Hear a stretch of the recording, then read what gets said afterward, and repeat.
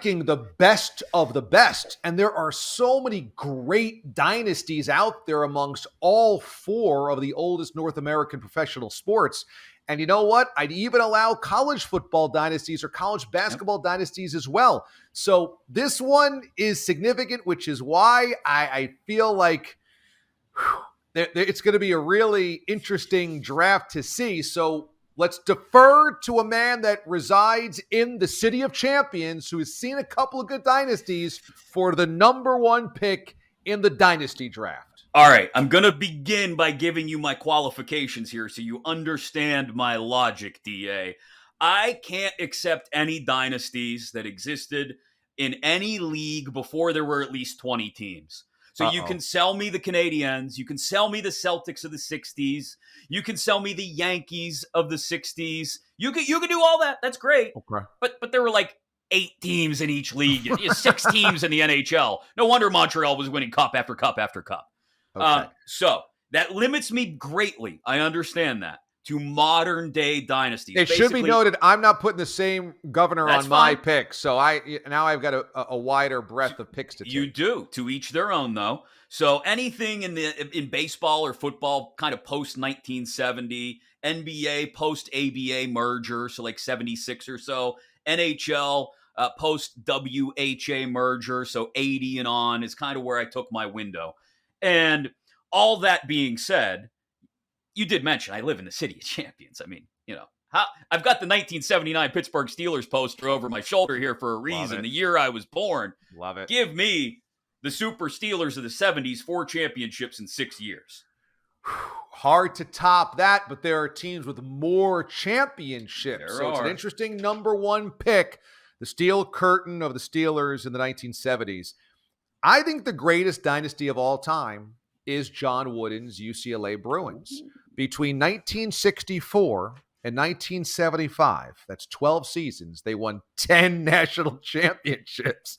They won 10 national championships in 12 years. So I know there wasn't a ton of teams competing, but there was more than 20, and so I qualify even under Mack's rules.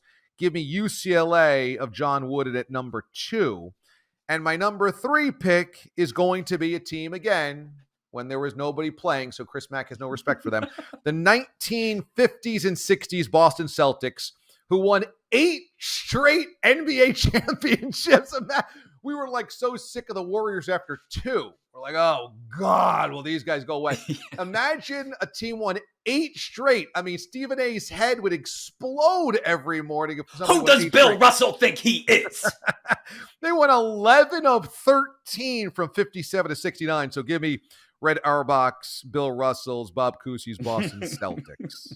It's a good call, but they didn't even have a 3-point line then. Okay, I'm not going to sit here and go on a diatribe about your picks. Like I said, to each their own. So that gives me 4th and 5th overall.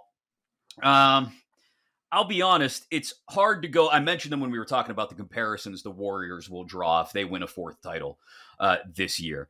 And in my mind, as a kid who grew up in the 80s and 90s, you cannot beat the Chicago Bulls, the Michael Jordan Chicago Bulls of the 90s, who really are the death of Michael Jordan's father away from winning 8 straight themselves, probably.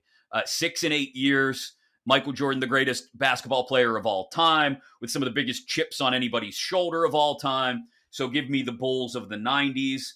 And from there, I'll be honest, I think I'm going to go to the college ranks as well, but I'm going to go college football. We talked about Nick Saban earlier. At one point, one stretch between 2009 and 2017, he won 5 titles in 9 years. That's not all that he's won there, but that's really the crux of it. So the Alabama college football dynasty of the last decade and a half or so is where I go with my 5th pick. Out of the 4 professional sports, NHL, NBA, Major League Baseball, NFL, Jordan's Bulls, in my summation, are the greatest modern dynasty. Now, I would start modern dynasty maybe, mid-'80s, late 80s, early 90s, something like that. So we're talking about 30 some odd years or so. But I don't think anything compares in any of the other sports to what Jordan and the Bulls did. As you said, 6 and 8 years. Could have been more hypothetically if he does not retire that first time around. And such thorough dominance without ever having lost an NBA Finals. I mean, they go 6-0, never even pushed to a Game 7. So if if let's say modern sports, this era or so started, let's just say 1990, hypothetically, 30 years or so, that is the greatest modern dynasty there is. I am going to go to the ice, and I'm going to go to the Edmonton Oilers Wayne Gretzky dynasty of the 1980s. 5 cups in 7 years. Now, the 5th one was without Gretzky, but still had Messier and crew. But, I mean, they shocked the league with the types of offensive output. They made scoring like a video game. I mean, Wayne Gretzky's point totals and goal scoring and assists don't even seem real. Like, you look at those numbers and go, nobody could ever do that. Right. And so they really revolutionized hockey in many ways, never even to be duplicated. And so I'm going to take the Oilers as one of the great dynasties of all time. And then outside of that, I think I'm going to have to go and lean on the football side of things as well. And let's go to Lombardi's Packers. They win 5 NFL championships of the 1960s. They end up having to win 2 of those against the AFL as well when there was the first 2 Super Bowls ever. So they beat the NFL and then they beat the AFL too. Lombardi, perhaps the greatest coach of all time. They have something ridiculous, like 11 Hall of Famers from that roster. So they're still getting Hall of Famers in. Like when Jerry Kramer got in, it was like, wow, we're still putting Packers in the Pro Football Hall of Fame. So I'm going to take the Oilers of Gretzky and Lombardi's Packers. All right, you've left me with an interesting conundrum here, DA, because as a Steelers fan, it would cause me great pain and irreparable harm to admit that the New England Patriots' 6 Super Bowl titles are all legitimate. Don't do it. I'm going to resist the temptation. Thank God. To do that. And instead, I'm going to go with the team that won 5 titles in 9 years, I believe it was, and is now driving Jerry West mad because he doesn't like the way he's being portrayed. The Showtime Lakers turned how many people onto basketball just as the NBA was achieving their first national television deal. This is pre-Bulls. This is what gave Michael Jordan the platform to become the most famous person on earth, was the broadcast deal with NBC. And that came of age as the Showtime Lakers were coming of age and winning 5 titles in 9 years. Magic, Kareem, Worthy, an unbelievable roster of stars. And where else would you have such a roster of stars but in the city of stars, Hollywood, LA? So give me the Lakers of the 80s with my final pick. I'm so proud of us. We've gone through 8 dynasty picks and didn't take the New England Patriots. I'm just so glad. I just makes my heart warm. But it's interesting. I mean, of course, I've been labeled a Patriots hater for a long time, but they have the specter of cheating over multiple championships.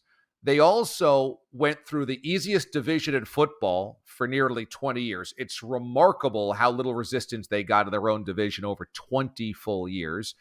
And all of their Super Bowl wins come by a field goal. There is no real dominance. I guess one was by touchdown in overtime against the Falcons. But there is no, wow, I can't believe how dominant that team was from start to finish. I mean, Jake Delhomme took them to the end, of that Super Bowl. They lost 3 of them. They got gifted one by Pete Carroll. Yeah, there's a bunch of things to doubt about their run. A couple of dynasties that did not get picked. The Montreal Canadiens of the 1950s and 60s.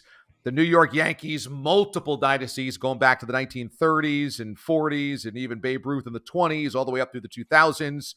Joe Montana's Niners of the 1980s didn't get selected either. So a lot of good choices went by the wayside, but that's what means it's the best of the best.